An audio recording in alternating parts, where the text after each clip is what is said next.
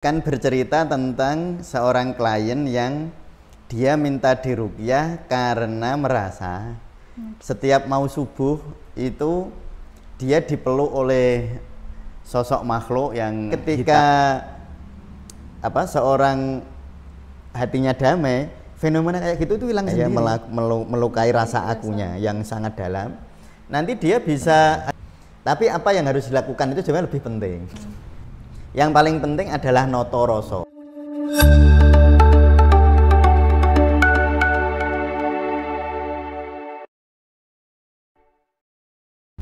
Assalamualaikum warahmatullahi wabarakatuh. Waalaikumsalam warahmatullahi wabarakatuh. Salam bahagia untuk kita semua. Halo teman-teman, jumpa lagi di Ngobati Ngaji Pengobatan Sufi channel YouTube Tasawuf Indonesia. Oke. Pada kesempatan kali ini kita masih membahas seputar ruqyah ya. Pada episode-episode sebelumnya kita membahas ruqyah dari cara dalilnya, terus dari sisi ilmiahnya dan juga bahayanya. Nah, dalam kesempatan kali ini kita akan membahas mengenai pengalaman beliau, Abah Mustami selaku peruqyah. Jadi bagaimana pengalaman beliau menghadapi fenomena dari orang-orang yang mungkin mengalami suatu fenomena mistis, dan bagaimana fenomena mistis itu dilihat dari sudut pandang ruqyah di Tasawuf Indonesia. Oke, langsung saja kita langsung ke Abah Mustami. Oke. Panjenengan udah melakukan ruqyah 16 tahunan gitu. 2004 sebenarnya awalnya itu. Tapi agak intens ya 2006 enggak. Jadi ya mungkin 18 tahun, 20 tahun. 20 tahunan gitu. Ya, udah lama ya. Ya, dalam jangka waktu sekitar 20 tahun atau 18 tahunan itu ada pengalaman tertentu betul-betul yang mungkin bisa diceritakan. Iya, saya ingin bercerita tentang satu ruqyah yang saya lakukan kepada seorang klien ya. Yang ini nanti barangkali menjadi harapan saya, menjadi gambaran bagaimana metode ruqyah di tasawuf Indonesia ya. Kan kemarin kita sudah cerita tadi seperti Kak Ami bilang, cerita tentang logika ruqyah, cerita tentang apakah ruqyah itu mistis apa enggak gitu. Nah, hari ini saya akan bercerita tentang seorang klien yang dia minta diruqyah karena merasa setiap mau subuh itu dia dipeluk oleh sosok makhluk yang hitam besar, dan diajak untuk bersetubuh. Ya kalau beliau nyebutnya kalau orang Jawa itu dikeloni gendruwo. Dikeloni itu apa ya? Dipeluk lah ya. Dipeluk oleh makhluk besar yang beliau nyebutnya itu gendruwo ya. Lalu beliau datang ke tempat saya ya, beliau seorang janda 35 tahun kami. Dengan 2 orang anak ya. Suaminya meninggal 2 tahun yang lalu sebelum ketemu dengan saya. Jadi beliau keluhannya itu ingin gendruwonya diusir. Mengusir gendruwo. Ya kan memang orang datang ke tempat ruqyah itu biasanya kan mindsetnya begitu memang. Jadi mindsetnya ya kalau gangguan yang mereka terima itu karena ada jin atau makhluk gaib yang mengganggunya. Dari luar gitu. Ya kayak tadi pagi juga gitu sih, saya diminta tolong di daerah atas itu ya, di daerah Manyaran, Semarang ya, juga gitu, ada merasa bahwa di rumahnya banyak makhluk-makhluk halus itu. Nah, saya diminta tolong untuk membersihkan. Memang biasanya ya mungkin bukan biasanya ya, kebanyakan orang mayoritas lah ya, mayoritas 90% orang datang itu pikirannya ruqyah itu untuk ngusir itu makhluk-makhluk halus. Nanti saya akan cerita tentang ini ibu muda ini yang 35 tahun yang merasa dia kalau pagi dipeluk oleh gendruwo lalu minta diruqyah agar gendruwonya pergi gitu. Nah, nanti bagaimana, apakah itu mistis? Nah, sekali lagi ya, di tasawuf Indonesia pendekatannya enggak begitu. Jadi pendekatan ruqyah tidak berpikir tentang hal-hal mistis seperti itu. Jadi kalau nanti saya meruqyah dengan membaca ayat Al-Qur'an, misalnya saya bacakan Allahu la ilaha illa huwal hayyul qayyum, itu di hati saya sebagai peruqyah nggak ada pikiran sama sekali ngusir gendruwonya. Nggak ada pikiran begitu. nggak ada niat begitu, jadi nggak ada intensi untuk oh ini nanti genderuwonya pergi dibacain ayat kursi gitu, nggak ada intensi kayak gitu kan. Justru yang saya lakukan adalah mendamaikan batin saya sendiri sebagai peruqyah, dan saya berdoa kepada Allah semoga kedamaian batin saya menular ke kedamaian batin ibunya, si ibu yang merasa dipeluk genderuwo itu. Nah nanti uniknya ketika seorang hatinya damai, fenomena kayak gitu itu hilang sendiri. Jadi sebenarnya mungkin kalau analisis saya itu kan semacam peristiwa halusinasi kinestetik. Jadi kan halusinasi itu kalau dalam psikologi ya, ada panca indera kita itu bisa berhalusinasi semua Kak. Ya, jadi halusinasi itu bukan hanya visual loh ya. Bukan hanya orang bisa lihat oh di situ ada makhluk, ini itu halusinasi visual, bukan hanya itu. Mendengarkan. Ya, ada halusinasi pendengaran. Jadi dia bisa mendengarkan sesuatu yang orang lain, yang objeknya sebenarnya nggak ada. Ini menurut ilmu kedokteran ya.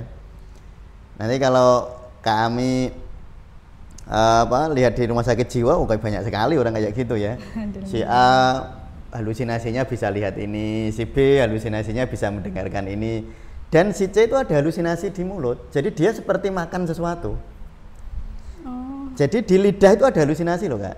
Jadi jangan dikira halusinasi itu hanya pendengaran, penglihatan, bukan. Halusinasi itu ada yang di halusinasi penghidupan banyak juga.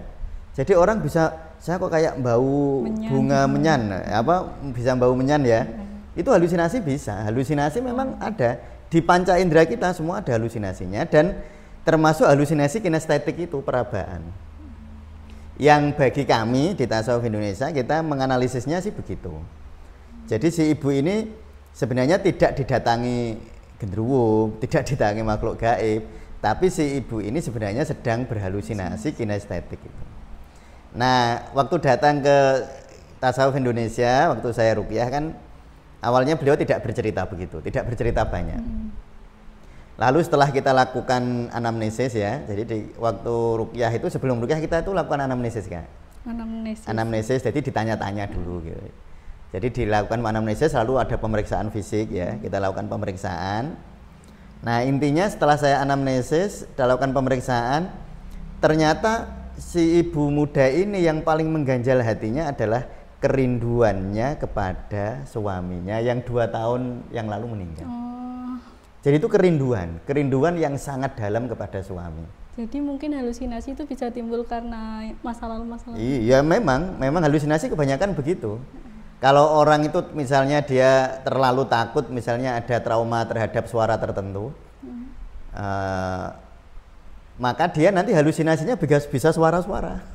Jadi kalau untuk halusinasinya mungkin dari memori terdahulu, kalau nggak ada mungkin untuk orang Indonesia itu sama orang luar negeri karena budaya. Bedanya beda, halusinasinya beda. Makanya kalau di Jawa ini halusinasinya ya ular gitu, lihat ular, lihat singa gitu ya. Nggak ada yang lihat kanguru. Kayak di Australia atau ada lihat onta, nggak ada. Jadi kalau orang Australia mungkin ada orang halusinasi kanguru yang mistis itu. Tapi kalau di Indonesia jarang, bahkan mungkin belum pernah dengar sih gitu ya. Karena memang sebenarnya itu tergantung memori. Misalnya ada adik-adik ya waktu SMP itu misalnya pernah dihina orang. Dihina ya. Nah, lalu dibully gitu istilahnya. Mungkin dihina dengan hinaan yang sampai melukai nafasnya ya, melukai rasa akunya yang sangat dalam. Nanti dia bisa halusinasi pendengaran. Jadi dia bisa mendengarkan orang itu menghina dia. Padahal nggak ada yang menghina. Itu kan banyak sekali kayak gitu, kasus kayak gitu itu. Jadi ya itu mungkin kalau saya ditemuin atau dimintain tolong kayak gitu puluhan kali lah. Misalnya ada orang bilang, Ustadz ini saya itu mendengarkan tetangga saya itu menghina saya. Ya kalau saya nanya ke keluarganya, ya dia di kamar, tapi dia bilang bahwa sekarang tetangganya sedang menghina dia. Dan dia merasa bisa dengar gitu. Nah itu repot kalau lalu kita anggap sebagai sebuah kebenaran gitu. Lalu kita curiga sama tetangganya betulan kan. Nanti jadi justru akan memperburuk kualitas kolbu kalau kayak gitu ya. Nah, jadi sebenarnya si ibu ini itu mengalami kerinduan yang sangat besar ya terhadap, itu analisis saya ya. kerinduan yang sangat besar kepada suami yang 2 tahun meninggal, dan ada nyuwun sewu getaran-getaran seksual yang terpendam.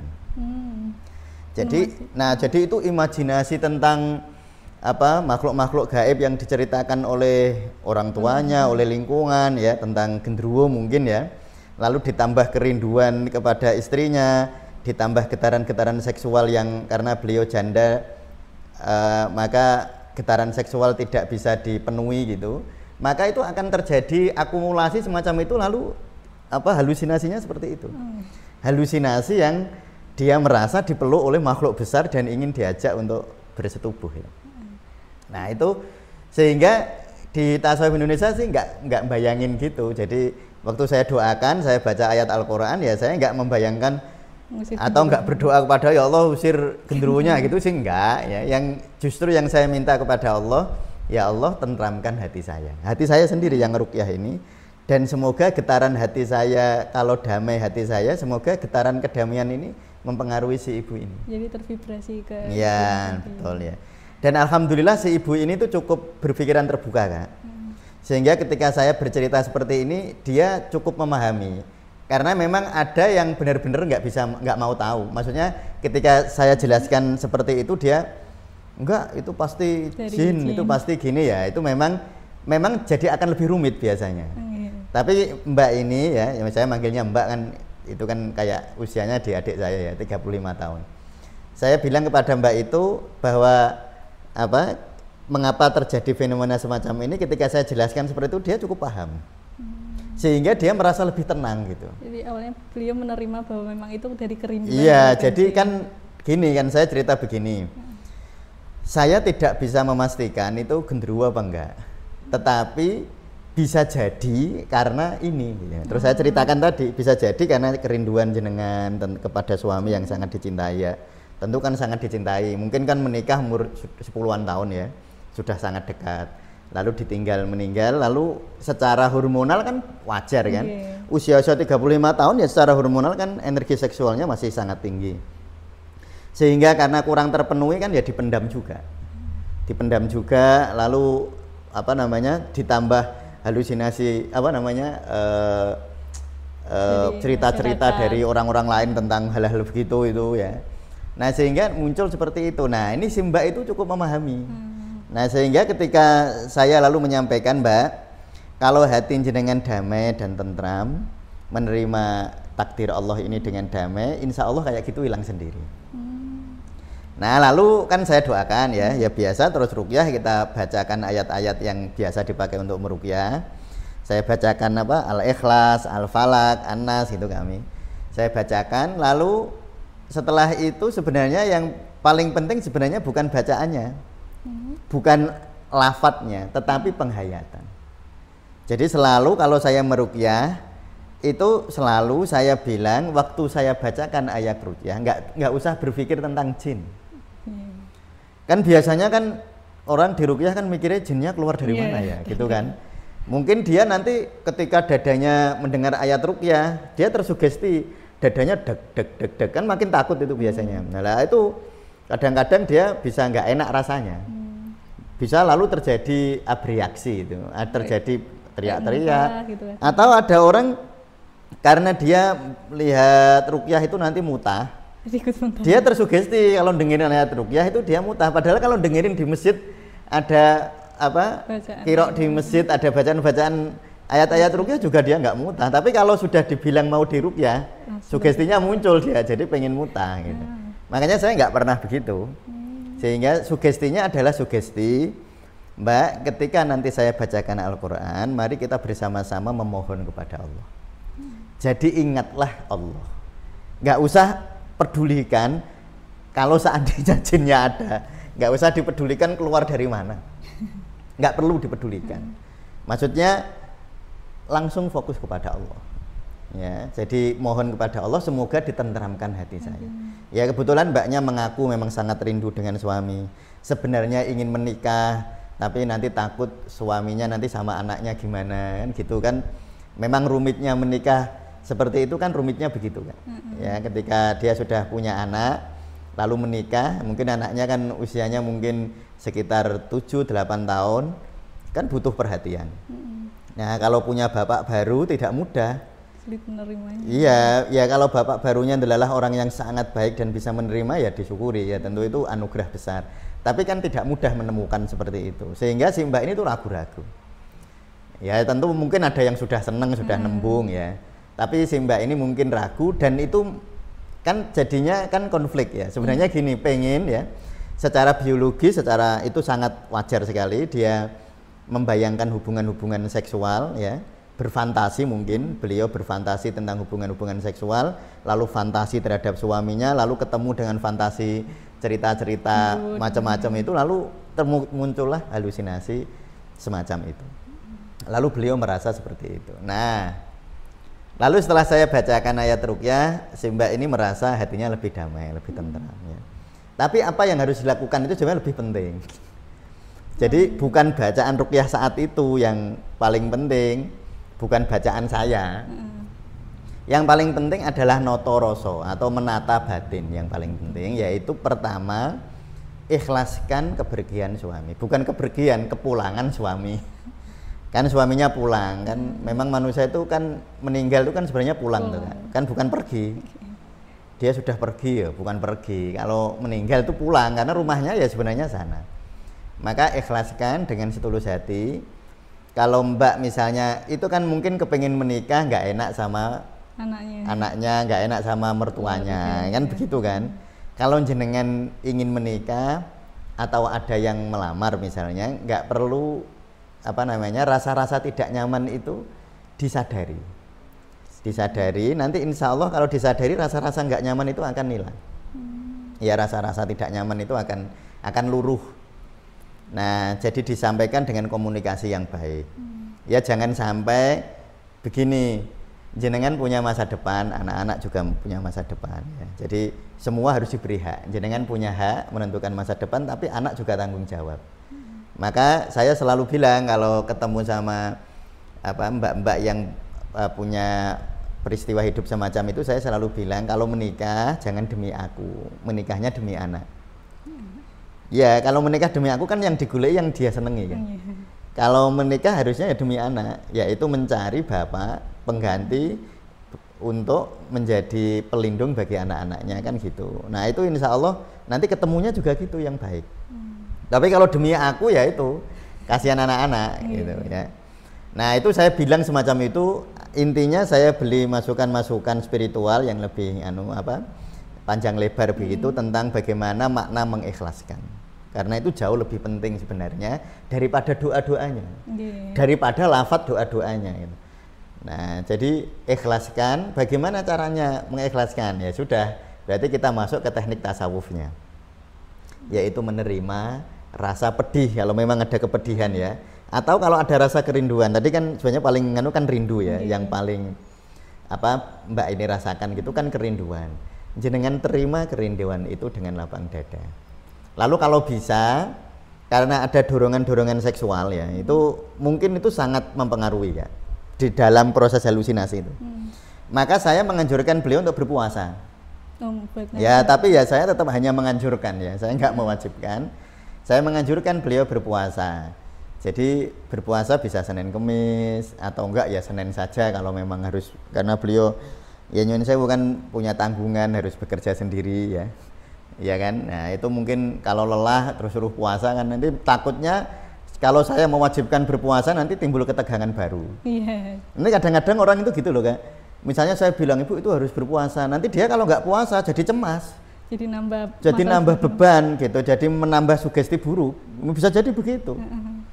Nah karena merasa kadang-kadang kan orang menerimanya, nek aku nggak puasa nanti makhluknya datang lagi gitu.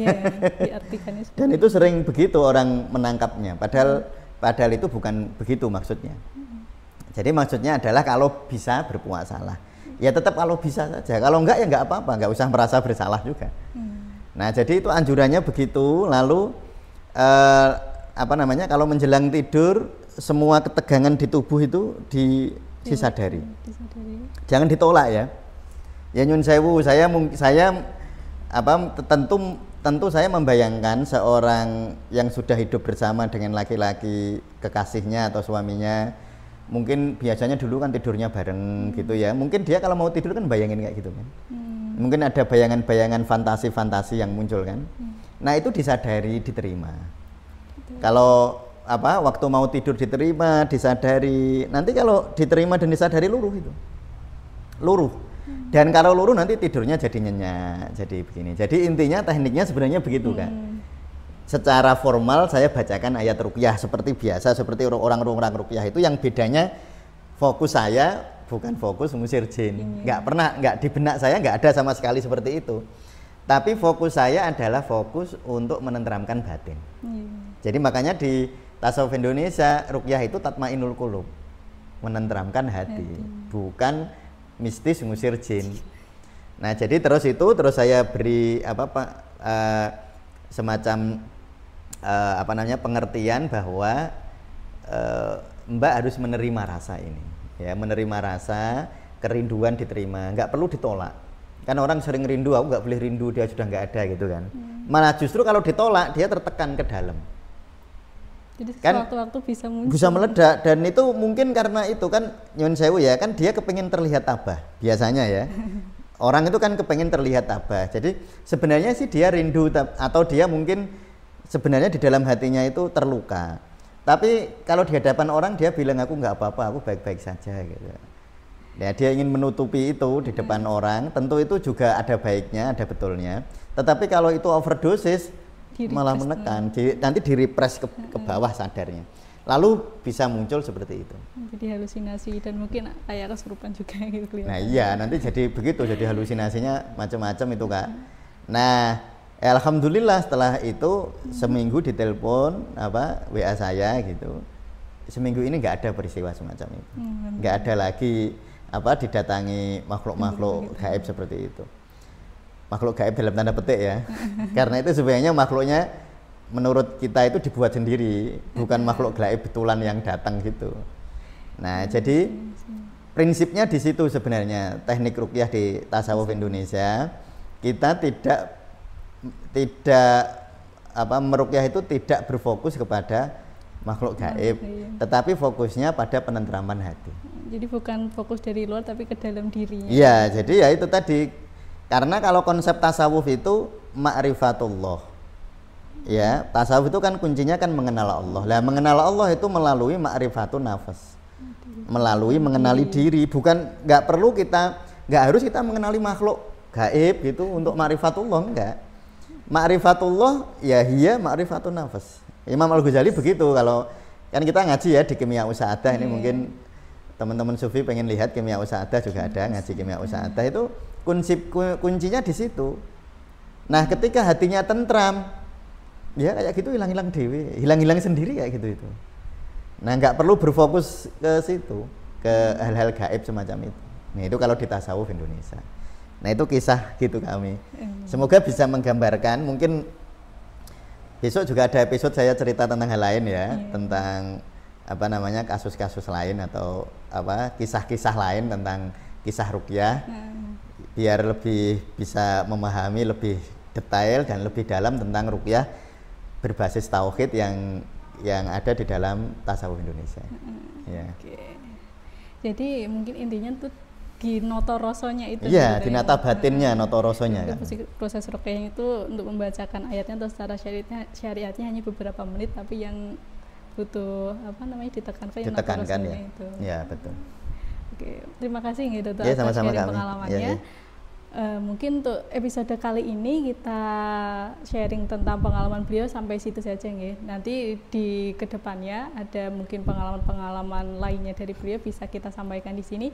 Dan mungkin kalau teman-teman ada pengalaman-pengalaman mistis lainnya yang ingin diceritakan atau dikeluarkan, bisa sharing di kolom komentar.